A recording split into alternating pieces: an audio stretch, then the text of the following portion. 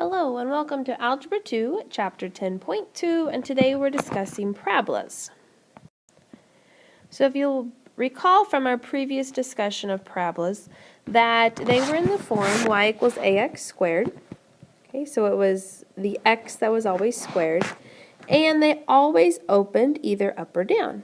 And for them to be a function, they have to open up or down, because if they open right or left, they're not a function. Okay, but we can still, though, have a parabola that opens left or right. So going back to this recall here, they opened up or down. They had an axis of symmetry. If you remember, that was x equals negative b over 2a. And they had a vertex, and it was always on that axis of symmetry. And it was the x that you found from the axis of symmetry, and then you plugged x in and you found a y. So we've been there, done that. Okay, so now we're going to discuss some new characteristics of a parabola. And so we have two new ones. Let's start with our familiar one, though. We still have a vertex. Okay, still have a vertex. It's exactly where you remember the vertex. But now we're going to have two other points, or two other parts. We're going to have a directrix. And a directrix is a line, I should say, perpendicular to the axis of symmetry. And we also have a focus, and the focus is going to be a point on the axis of symmetry. And so we have this property that any point on the parabola is equidistant from the directrix, so this distance is the same as this distance to the focus. Okay, so those two distances are congruent. So for this point, these two distances are congruent. So for this point, these two distances are congruent. And that would be how we would locate where our directrix is. It's because it has all these congruent segments to where the focus was. So we still can have a directrix, a vertex, and a focus, and have our parabola open left or right. The deal, though, is that they're not going to be functions because they don't pass the vertical line test. Okay? But they can open left and right. So here are the four situations we can have for a parabola. Now, notice we have some new values here, and so they're using the point P to mean the focus. And so our two that we're most familiar with, opening up and opening down, and it is x squared equals. Okay, so the x is the thing that's being squared, and the distance from the vertex to the focus is P, and that is the same distance as from the vertex to the directrix. Those are both a value of P. Okay, so we need these two equations for opening up. In fact, I would draw all four of these and label them. If we're opening right and left, these bottom two, notice that it's y equals, and we still have these values. This is still P units. The focus is P units from the vertex, and the directrix is still P units on the other side. Doesn't matter where we are here, that is that relationship. So we end up with two equations that we need to know. And so this x squared is going to open up and down. Okay, so this is our up-down.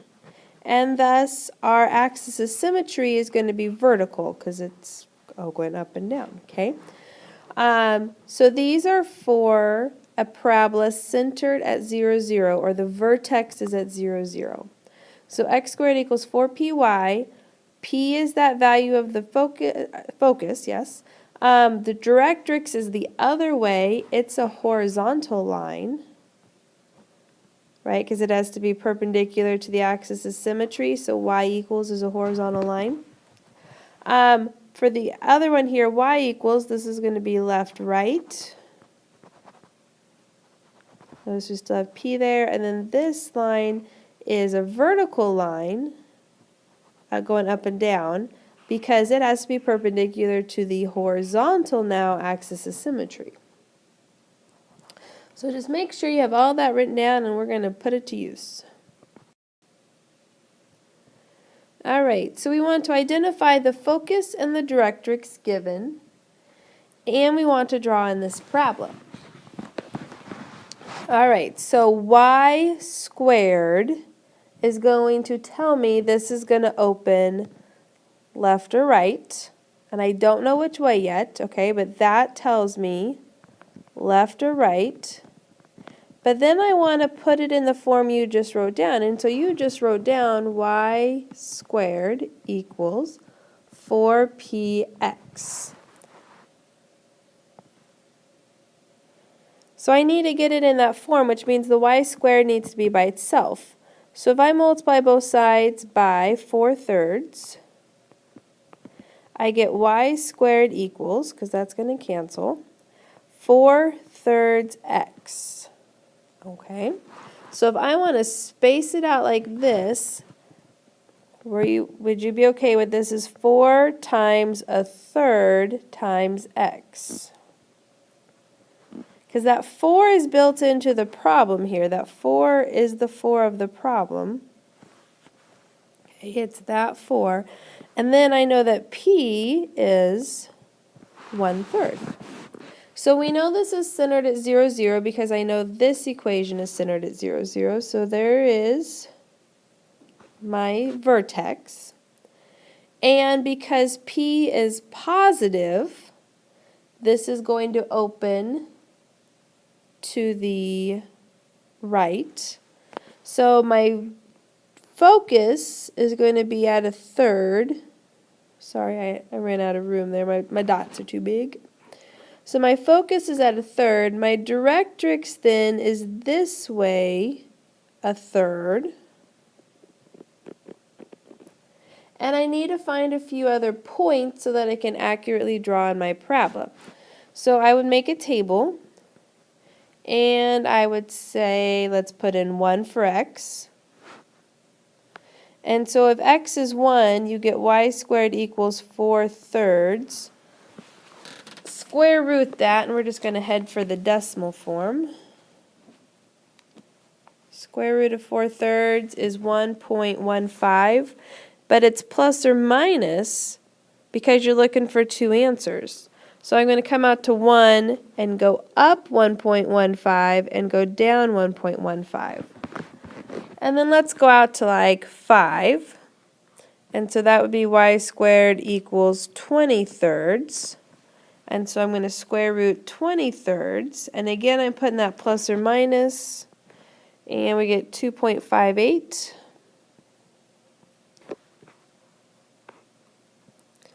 Out to 5, up 2.58, down 2.58. So when you draw it in, there it is. It's a parabola on its side. So the next thing we want to do is we want to look at writing the equation. And so we know this opens up or down, so it has to be an x equals, and we wrote x equals 4py. And p is that distance from the vertex to the focus. So what's that distance? That distance is 3, but because it opens down, it's a -3. So all we're going to do is we're going to plug in -3 for p, and we have x squared equals -12y. So all you need is that p value to write the equation. So some uses of parabolas in real life. Probably the one that you use most often would be the headlights on your car. So the headlight itself is a mirror. So this in here is a mirror, and it's parabolic in shape. So if we look down at this bottom picture here, it's parabolic in shape. And what happens when things are parabolic is that everything that bounces off the parabola goes through the focus, or if it starts at the focus and bounces off the parabola, it comes out and they're parallel to each other. So for your headlight, the light starts here in the middle, and they bounce off the mirror, so it goes out to the parabola, bounces off the mirror, and they come out parallel to each other, which is what you want. You want all that light spread out there. Versus a satellite dish, so the light rays, or in this case, the signals coming in from space, or wherever they're coming from, they come in parallel, they hit the parabola, and they bounce off through the focus, and everything bounces through that focus. And so you want your receiver up here to be at the focal point of your parabola, and that's how things like that work. So another real-life example would be if you have a microphone that has a parabolic reflector around it. So it will look similar to that satellite dish we saw in the last one. And so here's our picture. So it's some parabola, and we have a microphone that is at the focus. So wherever the focus is, we don't know yet. All the sound that comes in gets reflected straight to that point, and then it's collecting all of that sound. All right, so we want to write an equation for the cross-section of the reflector, meaning we're wanting to write an equation for this parabola. Well, it opens up, so we're looking at x squared equals 4py, but I don't know where my focus is, so I don't know what the p is. But it gives me a point, and if it gives me a point, it gives me an x and a y. So if I plug that in for x and y, so let's see here, 10 squared equals 4p times 5. Could we solve for p? So this is 100 equals 20p, so p equals 5. And then my equation is x squared equals 20y by the time I put p back in there. All right, and then the next question is, well, how high is the microphone above the vertex? Well, that's going to be that p-value. All right, and the p-value we found is 5, and someplace that might not be on here, it's 5 inches. Might have left that part off, or I don't read it right now, but it's 5 inches. There we go.